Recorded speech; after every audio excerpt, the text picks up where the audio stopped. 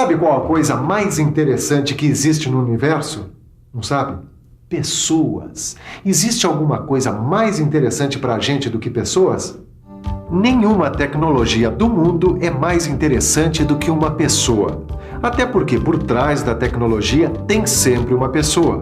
E se for uma pessoa interessada em aprender, em estudar, em crescer como você, aí sim, aí não tem tecnologia que possa ser mais interessante que uma pessoa. E para nós, que estamos estudando qualidade, não custa nada lembrar que quem faz a qualidade são as pessoas. Pessoas que, com as ferramentas certas na mão, fazem a qualidade aparecer. Agora a pergunta é essa. Você sabe quais são essas ferramentas? Quer saber? Então preste atenção nessa teleaula.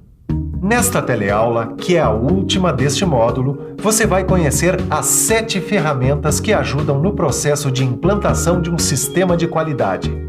A estratificação, o histograma, o diagrama de Pareto, o diagrama de causa e efeito, o diagrama de dispersão, a folha de verificação e o gráfico de controle. Como você está vendo, a teleaula de hoje é super importante para você aprender a trabalhar com qualidade, não é? Então fique ligado, porque para acabar com o bicho de 7 cabeças da baixa qualidade, só com as 7 ferramentas que estão chegando aí.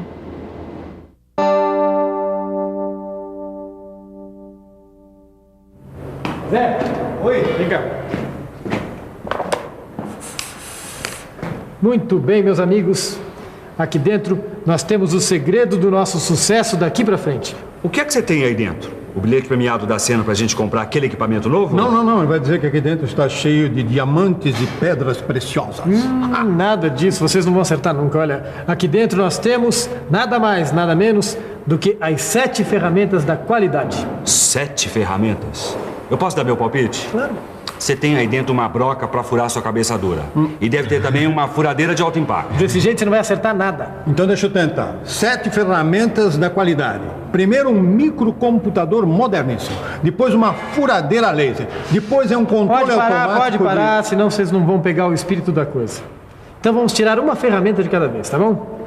A primeira ferramenta é a estratificação. Estratificação? Que diabo de ferramenta é essa? Calma, eu explico. Mas antes, vamos conferir o que quer dizer essa palavra meio cabeluda, estratificação.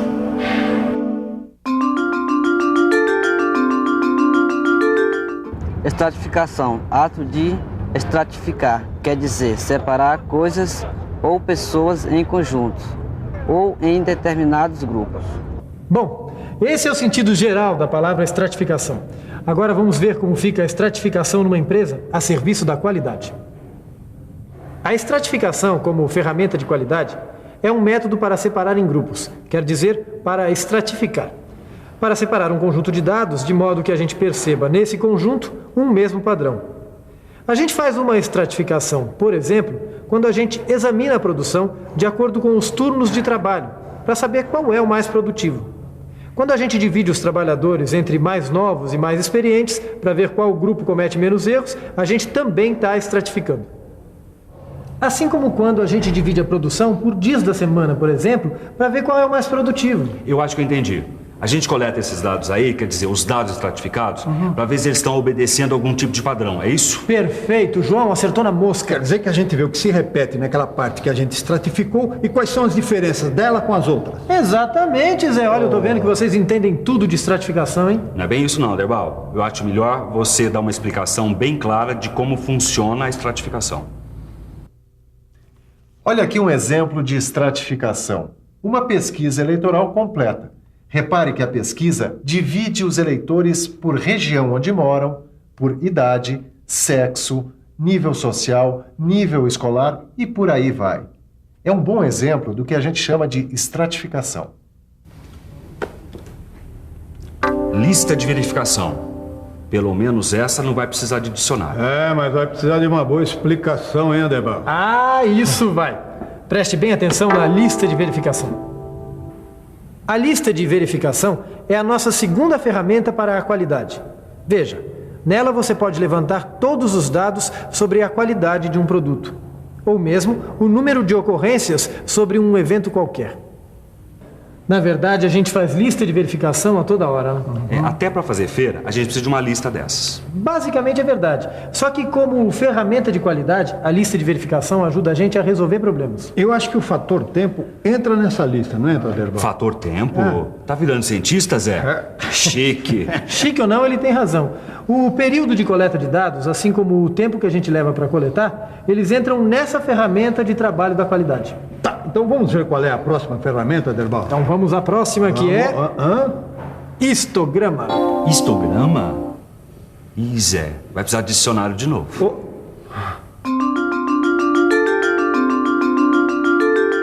Histograma. Tabela para registrar a evolução histórica de um fenômeno. Olha, para registrar a evolução das coisas ao longo do tempo, é que a gente faz um histograma. O histograma, na realidade, é um daqueles gráficos estatísticos que tem umas colunas. Para a gente ver a variação de produção durante a semana, por exemplo. Isso, olha, eu tenho um aqui, ó. A gente tem um eixo vertical onde vai entrar um número, a frequência de ocorrências. E um eixo horizontal onde vão entrar as diferentes classes. Aí também era bom dar um exemplo. Exemplo. Este histograma aqui mostra quanta gente teve que esperar na fila de um supermercado e por quanto tempo. Nesse primeiro grupo estão os que esperaram de 1 a 6 minutos. No segundo grupo estão os que esperaram de 6 a 12 minutos. No terceiro grupo, os que esperaram de 12 a 18 minutos. E assim por diante, até o último grupo, onde o pessoal teve que esperar de 30 a 36 minutos. Portanto, este histograma mostra que a espera máxima foi de 36 minutos, mas mostra também que muitas pessoas esperaram de 1 a 6 minutos, enquanto poucas pessoas esperaram de 30 a 36 minutos na fila. Muito bem, então vamos ao próximo da fila, que é... Diagrama de Pareto. Isso para mim é grego. Não, isso é italiano.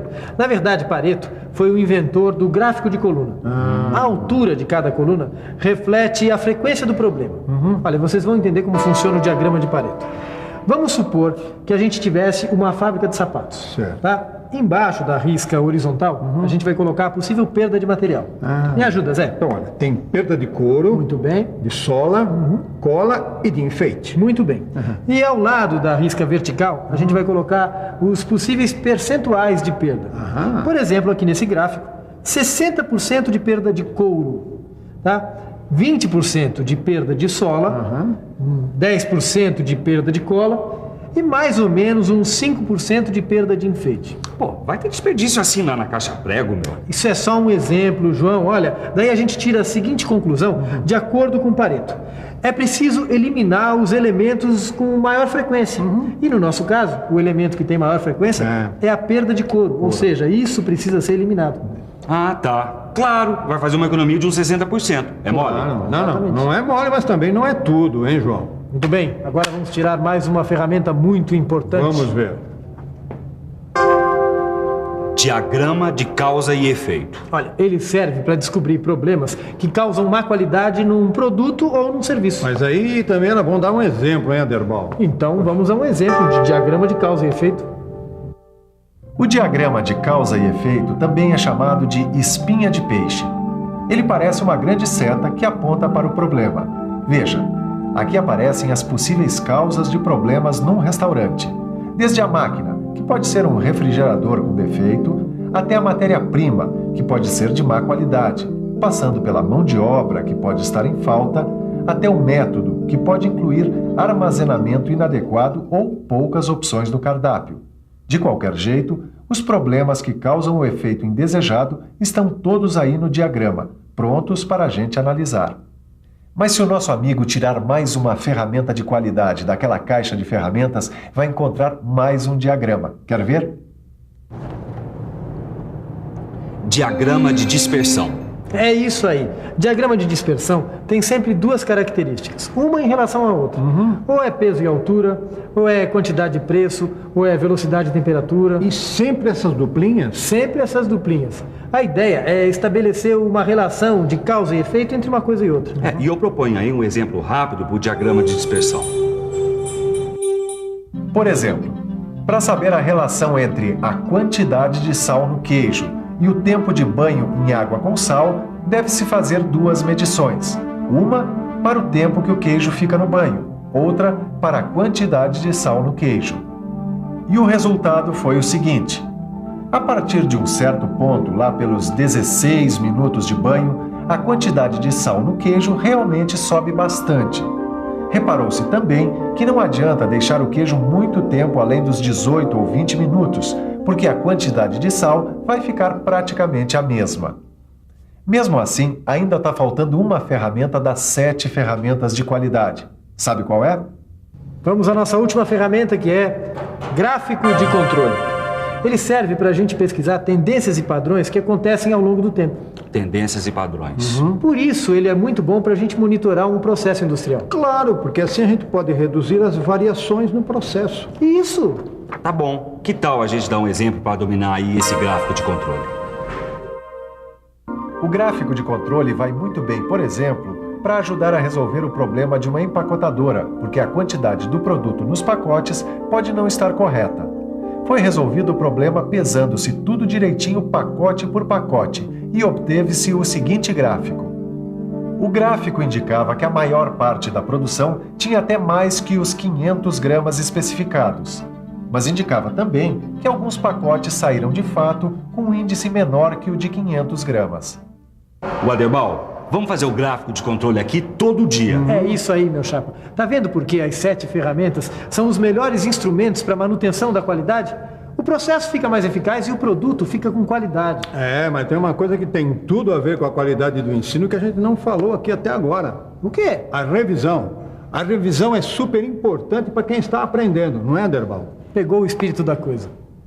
E atenção, se liga aí que é hora da revisão. Na nossa teleaula de hoje, a gente aprendeu quais são as 7 ferramentas da qualidade.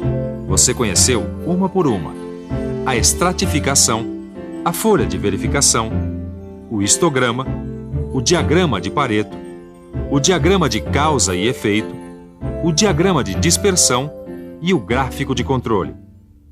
Como eu falei no início dessa teleaula, todo mundo tem que fazer parte da qualidade. Agora é com você. Nosso curso de qualidade fica por aqui. Mas você ainda vai fazer os exercícios e tem a oportunidade de experimentar no seu trabalho como se faz qualidade na prática. Boa sorte e até a próxima.